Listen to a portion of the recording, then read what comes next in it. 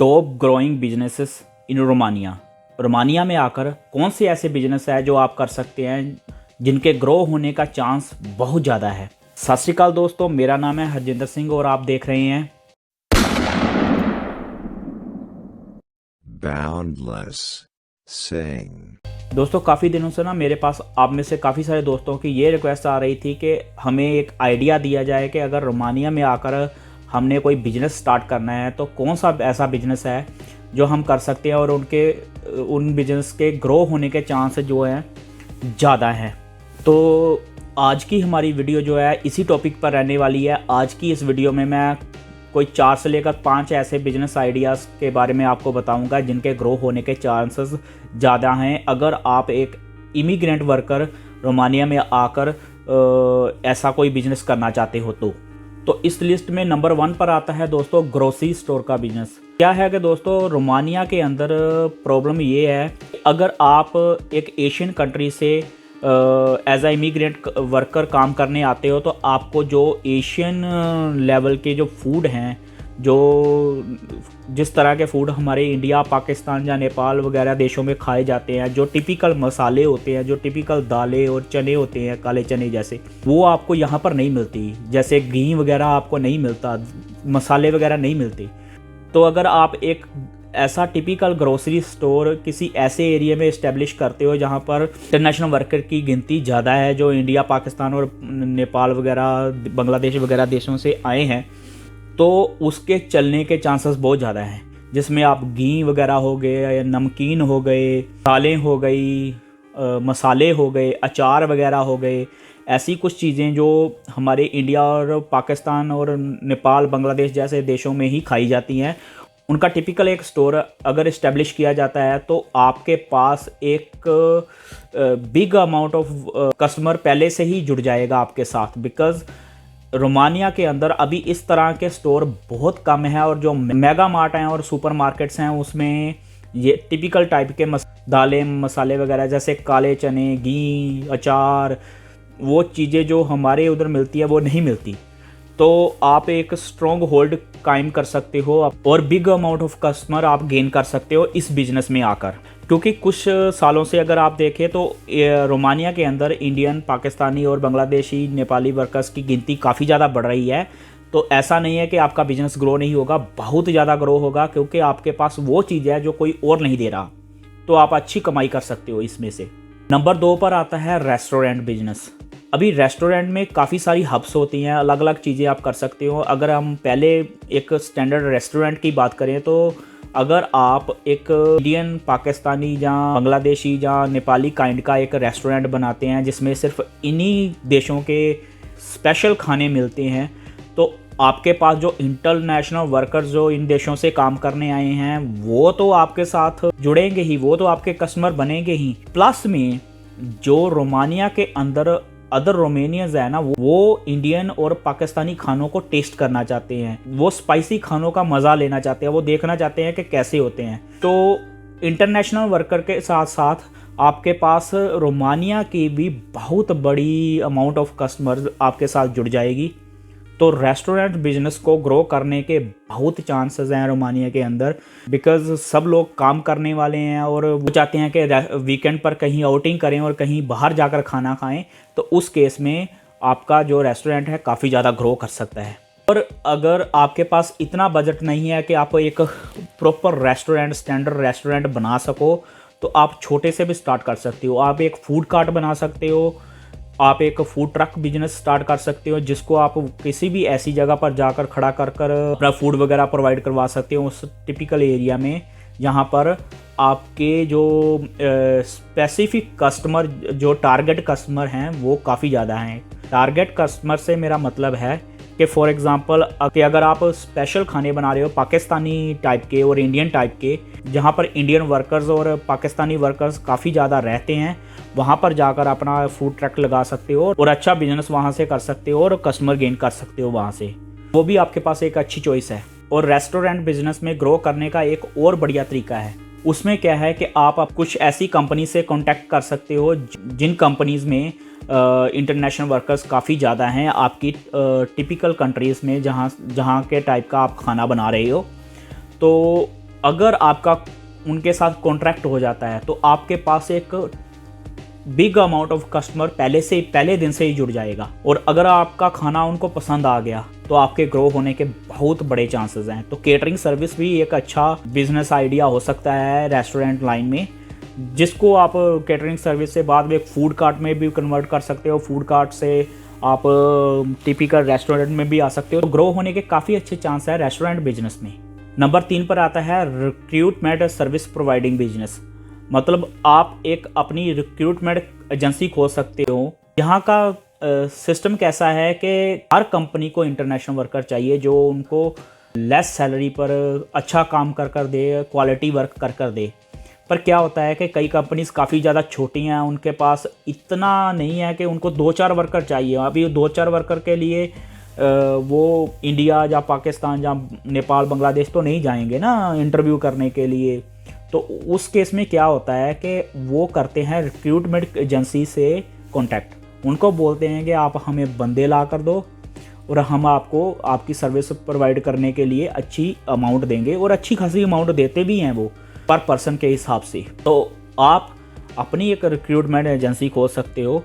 उसमें क्या होता है कि आपके कॉन्टैक्ट अच्छे होने चाहिए कुछ अच्छी कंपनी के साथ, जो आपको टाइम टू टाइम बिजनेस देती रहें और आप ग्रो होते रहो, और आप आगे भी कॉन्टैक्ट बनाकर रख सकते हो और कंपनी के साथ जिनको वर्कर्स की ज़रूरत पड़ती रहती है। इसमें क्या होता है कि काफ़ी सारे वर्कर्स आपको रोमानिया के अंदर से ही मिल जाते हैं, क्योंकि बहुत ऐसे बंदे हैं जो अपनी प्रीवियस कंपनी से थोड़ा तंग होते हैं, जहाँ उनकी कोई प्रॉब्लम होती है, जहाँ वो अपनी जॉब लाइन चेंज करना चाहते हैं, तो वो आपसे कॉन्टैक्ट करते हैं। उनको आप सर्विस प्रोवाइड कर इन कंपनी में उनकी इंटरव्यू दिलवा कर उनको ज्वाइन करवा सकते हो। तो वो भी एक अच्छी ऑप्शन हो जाती है। इसके अलावा आप 3 से 4 कंपनी से कॉन्टैक्ट कर उनको पूछ सकते हो कि आपको कितने कितने बंदे चाहिए। मान लो कि एक कंपनी को 10 चाहिए, दूसरी को 15 चाहिए, किसी को 20 चाहिए, तो टोटल हो गए आपके पास 50 वर्कर की डिमांड के 50 वर्कर आपको चाहिए। अभी वो कंपनी 10 या 15 वर्कर के लिए तो इंटरनेशनल ट्रैवल कर दूसरे देश में जाकर नहीं कर सकती ना इंटरव्यूज़, पर आप कर सकते हो क्योंकि आपके पास 50 वर्कर की डिमांड है। तो आप उस केस में क्या कर सकते हो कि उनके साथ अच्छे कॉन्टैक्ट बनाकर रखें। उसके बाद आप इंडिया में आ सकते हो। इंडिया में जो टिपिकल वर्कर्स की डिमांड है उन वर्कर्स को इंटरव्यू लेकर हायर कर सकते हो, उनको वीज़ा पर बुला सकते हो और बुलाकर इन कंपनीज़ को प्रोवाइड करवा सकते हो। उसमें भी कंपनीज आपको काफ़ी अच्छा मुनाफा देती हैं। बट इसमें क्या होता है कि मोस्टली रिक्रूटमेंट एजेंसीज क्या करती हैं कि वर्कर्स से भी पैसा लेती हैं, जो कि मैं नहीं कहता कि बिल्कुल नाजायज़ है, पर जायज़ भी नहीं है, क्योंकि आपको कंपनीज भी पैसा दे रही हैं। तो फिर मुझे लगता नहीं, पर चलो फिर भी क्या होता है कि उनके खर्चे होते हैं, आने जाने के खर्चे होते हैं, इंटरव्यू वगैरह के टाइम पर खर्चे होते हैं, वर्कर्स को कॉल देने के लिए जो ट्रैवल एजेंट्स हैं उनके साथ कांटेक्ट करना पड़ता है। तो उस केस में मतलब कि काफ़ी सारे खर्चे होते हैं जो उन्होंने निकालने होते हैं। तो कुछ हद तक मैं जायज़ मानता हूँ, बट कई बार क्या होता है कि बहुत ज़्यादा पैसा डिमांड कर लिया जाता है वर्कर्स से, जो कि अच्छी बात नहीं है। जितना पैसा डिमांड किया जाता है उससे आप आधे खर्चे में भी आ सकते हैं। तो इस केस में मैं यही रिकमेंड करूंगा कि आप अपनी कंपनी रिक्रूटमेंट खोलना चाहते हो खोलो, और इनकम के साथ आप जो नीडी वर्कर्स हैं जिनको रियली ज़रूरत है आपकी और आपकी सर्विस की, उनके साथ थोड़ा हेल्प कर भी चलो, उनके साथ कोऑपरेशन कर चलो। उनसे इतना पैसा ना डिमांड करो कि उनका 6 महीने साल लग जाए उन पैसों को उतारने में ही, तो वो कमाएंगे क्या बेचारे। तो रिक्रूटमेंट सर्विस में क्या होता है कि आपको ज़्यादा खर्चा नहीं करना पड़ता है, एक ऑफिस बनाना पड़ता है और अपने कॉन्टैक्ट इस्टेब्लिश करने पड़ते हैं। उसके बाद सारा खर्चा किसी का होता है, बस आप इनकम करते हो उसमें से। तो ये भी एक अच्छा स्केलेबल बिजनेस है, खासकर रोमानिया में आकर, जिसमें आप नेशनल वर्कर्स के रोमानिया में भी वर्कर्स हायर कर सकते हो, और अगर आपके पास और देशों की ऑप्शन भी हैं आ जाते हैं बाद में, तो आप उनके लिए भी हायर कर सकते हो और अच्छी इनकम कमा सकते हो रोमानिया में बैठे हुए भी। चौथे नंबर पर आ जाता है किंडरगार्टन। तो अभी किंडरगार्टन क्या चीज़ होती है, इसमें सर्विस प्रोवाइड की जाती है पेरेंट्स को। उनके बच्चे जो हैं 2-3 साल के हैं, जो स्कूल नहीं जाते हैं, प्री स्कूल हैं बच्चे, उनको पूरे दिन के लिए एक स्पेशल प्लेस पर एक स्पेशल केयर के अंदर रखा जाता है, जहाँ पर वो खेलते हैं, खाते पीते हैं, एंजॉय करते हैं, सीखते हैं। तो इस चीज़ को बोलते हैं किंडरगार्टन। तो ज़्यादातर तो ये बिज़नेस जो है ना वो है लड़कियों के लिए, लड़कों के लिए भी है, लड़के भी कर सकते हैं, बट लड़कियों का जो है ना पेशेंस जो होती है वो बहुत उनका हाई होता है और टेम्पर बहुत लो होता है। लड़के ज़रा जल्दी गुस्से में आ जाते हैं, तंग हो जाते हैं, तो ये इस बिज़नेस के लिए अच्छा नहीं है। बट हाँ, लड़के भी कर सकते हैं जो अपने आप को कंट्रोल कर सकते हैं और जिनको बच्चों से प्यार और जो बच्चों के साथ रहना पसंद करते हैं। पर ज़्यादातर लड़कियां इस काम में ज़्यादा कामयाब हो जाती हैं। ये बिज़नेस यहाँ पर बहुत ग्रो करता है।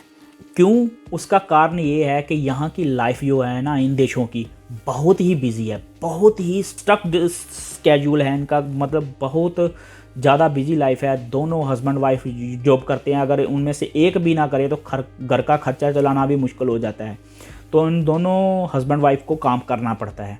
तो अगर इस केस में उनका कोई बेबी है तो वो 1 साल का है, 2 साल का है, तो अगर आप वो जॉब पर जाएंगे तो उस बच्चे की केयर कौन करेगा? तो उस सिचुएशन में वो फाइंड करते हैं एक कोई किंडरगार्टन जहाँ पर वो अपने बच्चों को सिक्योरली छोड़कर जा सकें। वहाँ पर वो उनके बच्चे खाते हैं, पीते हैं, खेलते हैं, सीखते हैं और वो पेरेंट्स टेंशन फ्री होकर सारा दिन अपना काम करते हैं और शाम को आकर अपने बच्चों को ले जाते हैं। उसके लिए वो अच्छी खासी फीस जो है ना वो पे करते हैं किंडरगार्टन टीचर को, जो किंडरगार्टन स्कूल के ओनर हैं। तो ये बिज़नेस भी काफ़ी ग्रो करने वाला बिज़नेस है, क्योंकि बच्चे भी होते रहेंगे, डिमांड भी बढ़ती रहेगी और पेरेंट्स को ज़रूरत भी पड़ती रहेगी।